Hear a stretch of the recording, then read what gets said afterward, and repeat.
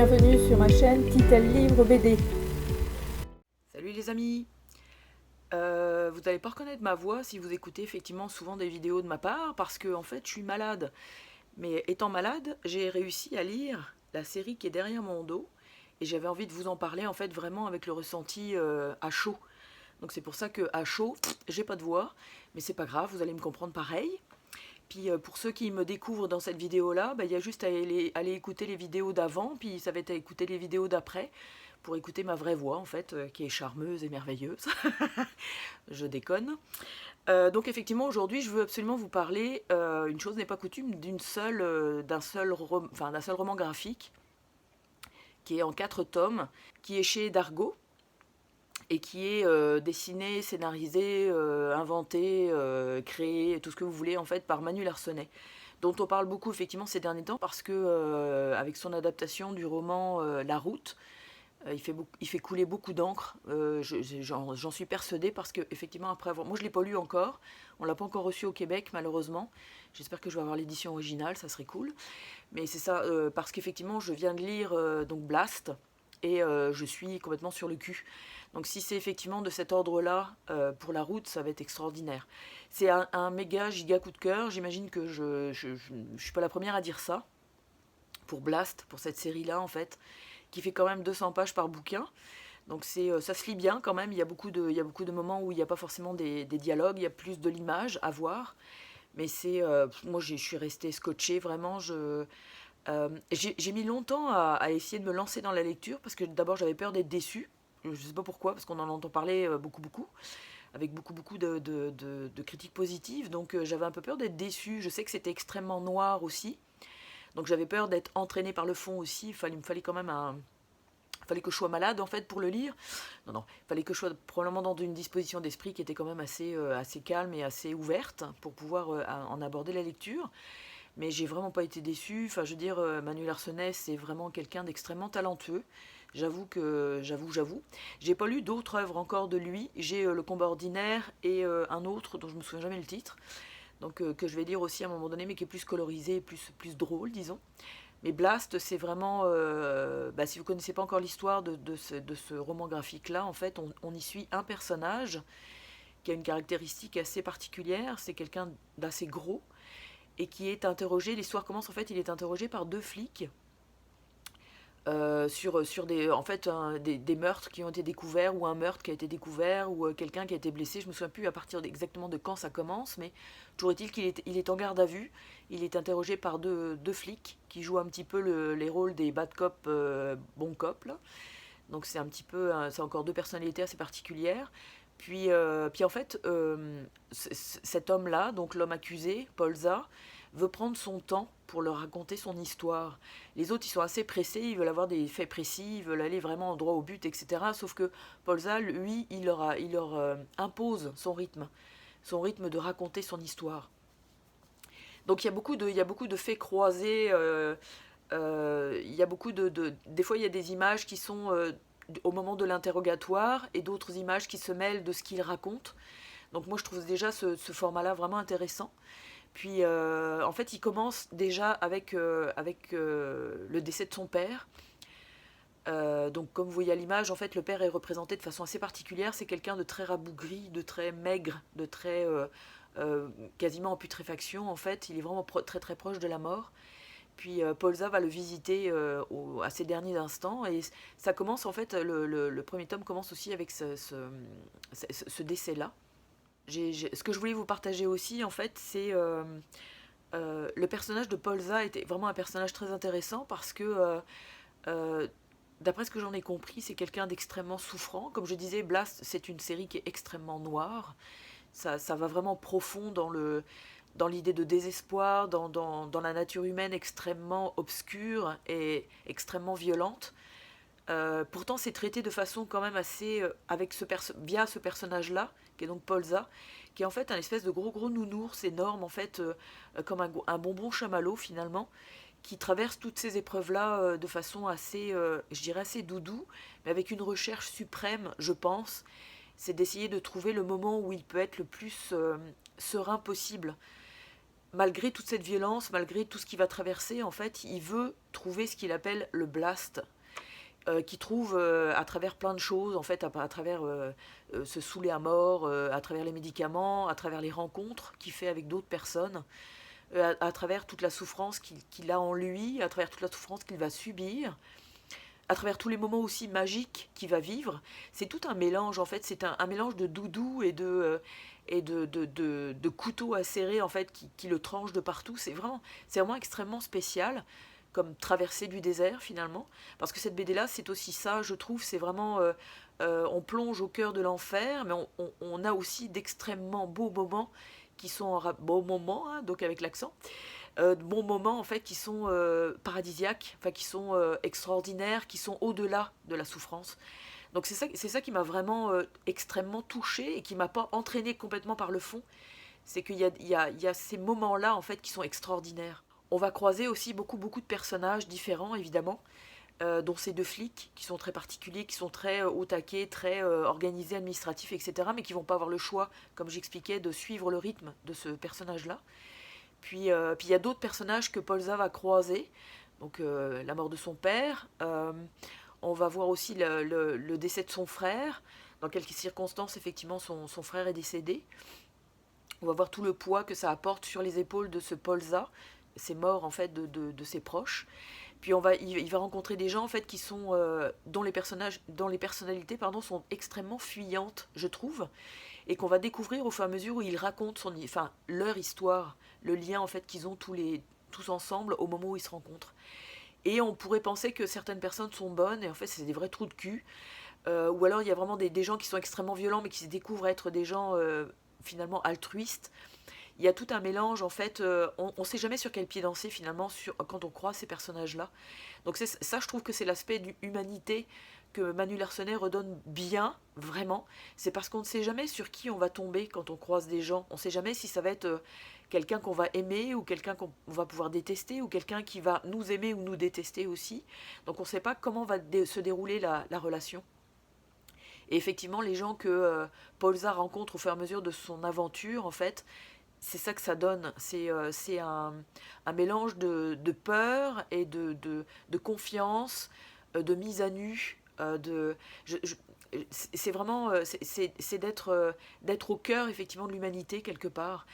J'allais dire malheureusement Blast c'est quelque chose qui est extrêmement noir encore une fois, donc on tombe beaucoup souvent dans la grande noirceur de l'homme, donc c'est assez poignant et assez déstabilisant je dirais. Tout ce dont je viens de vous parler c'est effectivement le côté un petit peu noir qui est extrêmement intéressant et extrêmement indispensable je dirais à la vie, parce que la vie elle est faite de ça aussi. Mais je vais basculer petit à petit, effectivement, en parlant déjà de l'idée du blast, donc que le personnage définit à un moment donné comme étant une explosion, en fait, quelque chose d'extraordinaire qui arrive finalement. Chose qu'il veut absolument retrouver, comme je vous disais, soit par l'alcool, soit par...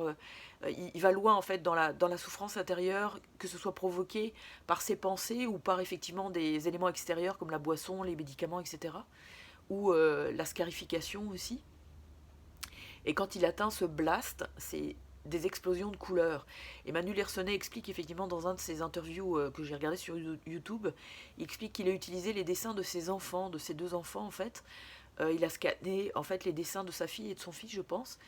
Et c'est cette luminosité-là et cette innocence-là et comment je dirais, le gribouillis, le non-sens, la gratuité aussi du dessin sans qu'il y ait forcément un but ou quelque chose de recherché absolument.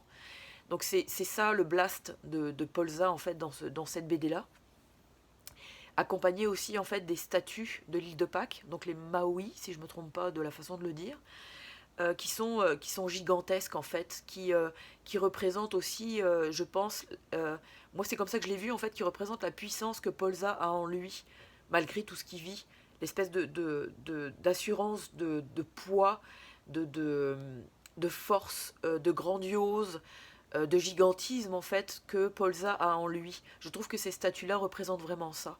Des fois les statues sont en noir et blanc, d'autres fois elles sont en couleur.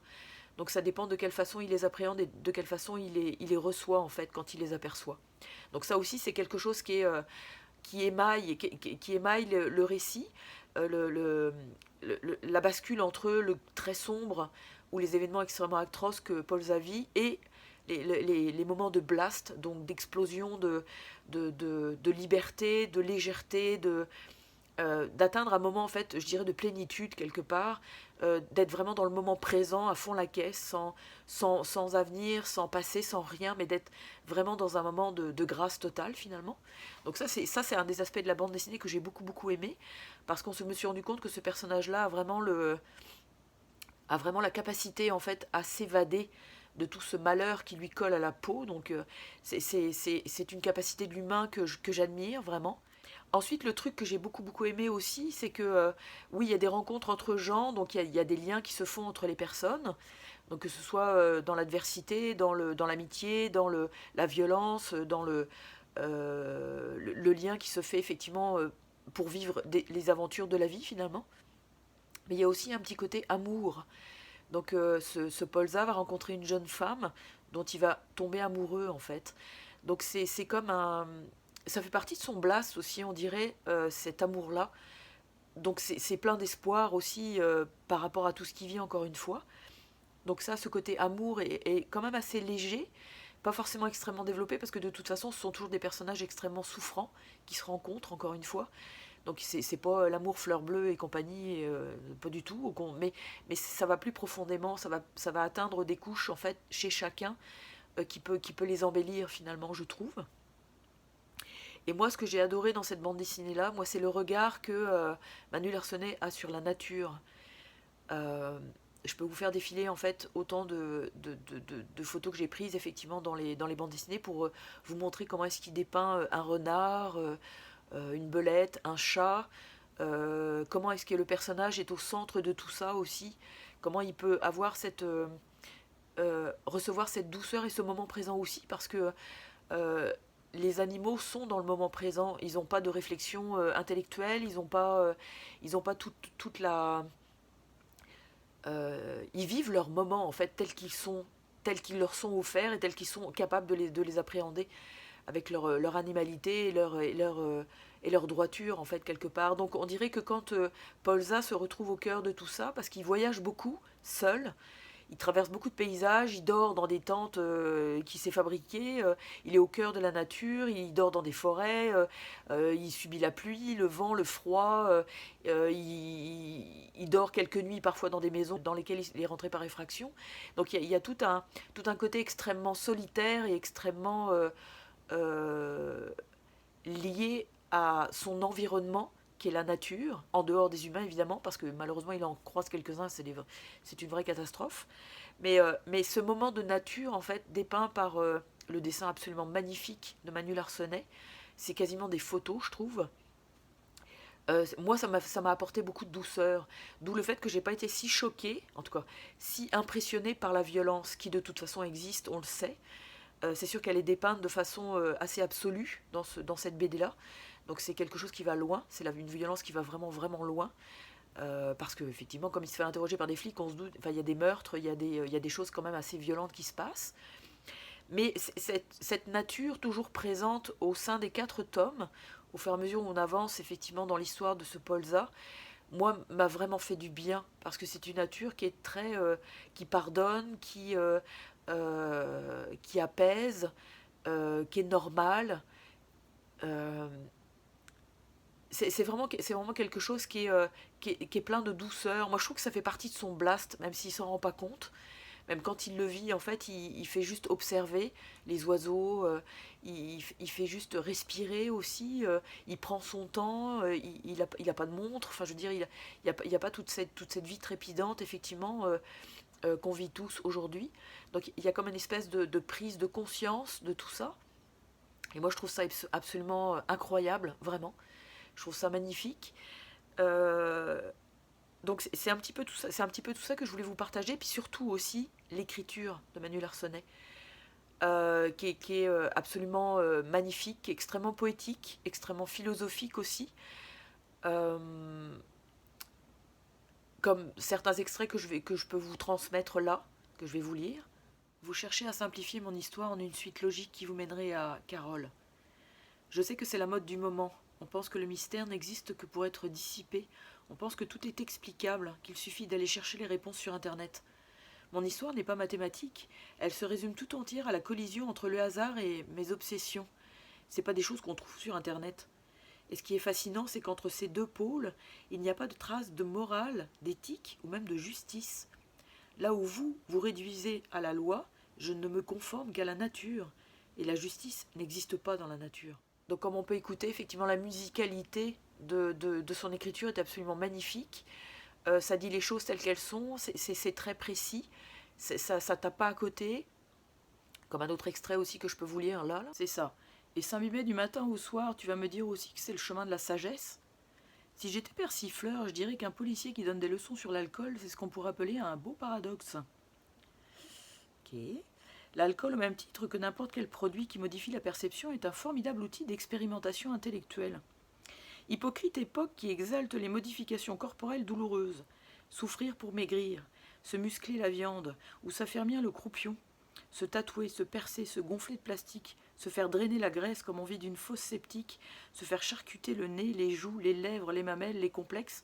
Mais dès qu'on exprime le désir de se modifier l'esprit, surtout au travers d'une délicieuse ivresse, on devient un méprisable déséquilibré. On se laisse entraîner effectivement dans sa façon de voir les choses.